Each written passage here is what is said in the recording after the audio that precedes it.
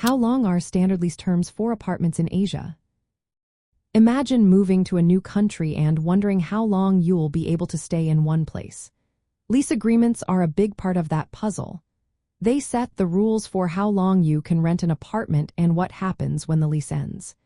In Asia, lease lengths can vary quite a bit from country to country, so knowing what to expect helps you plan better. In Japan, most apartments come with a lease term of about 2 years. These are called ordinary lease contracts and usually renew automatically unless the landlord has a good reason not to renew. If you prefer more flexibility, fixed-term leases are available, which can be shorter or longer but often do not renew automatically. These are good if you plan to stay for a limited time. Thailand generally has 1-year lease agreements for apartments. Landlords often renew these leases when they expire, making it easy to stay longer if both sides agree. While the law allows lease terms up to 30 years, leases longer than 3 years need to be registered with the local land office to be legally enforceable.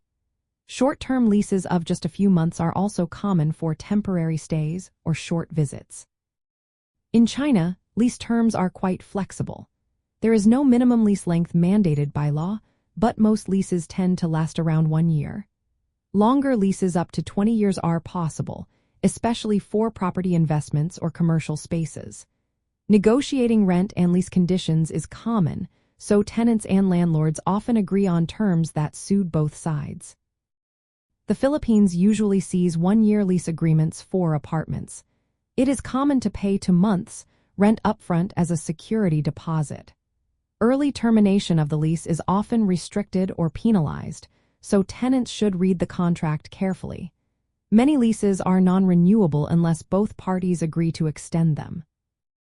South Korea has a unique system called jeonse, which involves a large deposit instead of monthly rent. For standard monthly leases, the typical duration is 1 to 2 years. These leases are protected under the House Lease Protection Act, giving tenants some security. Knowing these typical lease durations helps Americans living abroad in Asia plan their housing, budget for deposits, and understand how to handle lease renewals or terminations. Lease agreements are important because they impact your housing stability and costs. Always get a written lease, understand local rental laws, and consider how flexible the lease needs to be based on your work and travel plans. Being informed makes your experience in Asia smoother and more enjoyable.